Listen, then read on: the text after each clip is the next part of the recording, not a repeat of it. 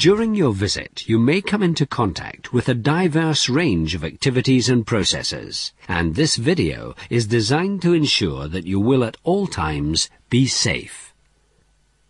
As a contractor, you will have been assigned to a site contact who will be responsible for you and your work whilst on site. You must ensure that this person is kept informed of all your activities and schedules. Should you require any clarification of the site rules or need any specific information, then your site contact will always be the first person to call upon. It's important that you register your arrival on site at the security lodge, if applicable, or the reception area. You will require the name of your on-site contact. Once registered, you will be issued with a contractor pass.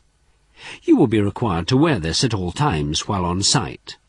If you need to leave the site, even for a short period, please make sure you sign out. This is to make sure that you are accounted for in the event of an emergency. Don't forget your personal protective equipment, or PPE. All sites have their own requirements, but as a minimum you will require appropriate eye protection and safety footwear. As well as these, there are designated areas that require hearing protection, respiratory protection, and high visibility clothing. It's also a general rule that no loose clothing or neckties be worn in the vicinity of moving machinery, and you must ensure that long hair is covered or tied back and kept under control. There may be other protective equipment required for the job that you are carrying out, and you should ensure that you are complying with any legislative requirements for the work you undertake. All portable electrical equipment must be rated at 110 volts and be regularly subjected to a PAT test to ensure that it is safe to use. Records of such tests must be made available for inspection. No smoking is allowed on site. This is a very strict rule and must be adhered to by all people on site. Smoke only in designated areas. All cigarette ends must be disposed of responsibly and safely. Most vehicles brought onto site will be used for transport and consequently will be subject to normal vehicle requirements on the public highway, such as MOTs, licensed drivers and so on.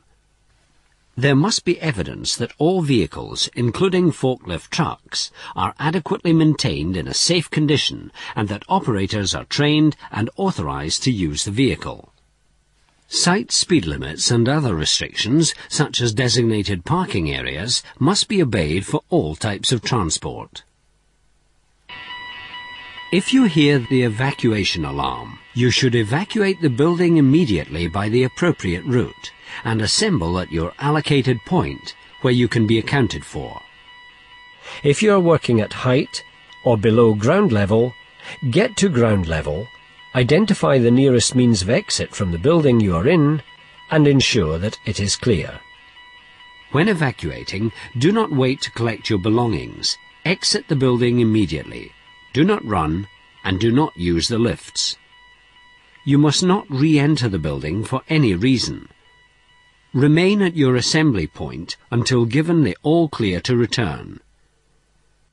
If you should be confronted with a fire which you believe is possible to extinguish without putting anyone at risk, then you should raise the alarm and tackle it using the appropriate firefighting equipment that is to hand.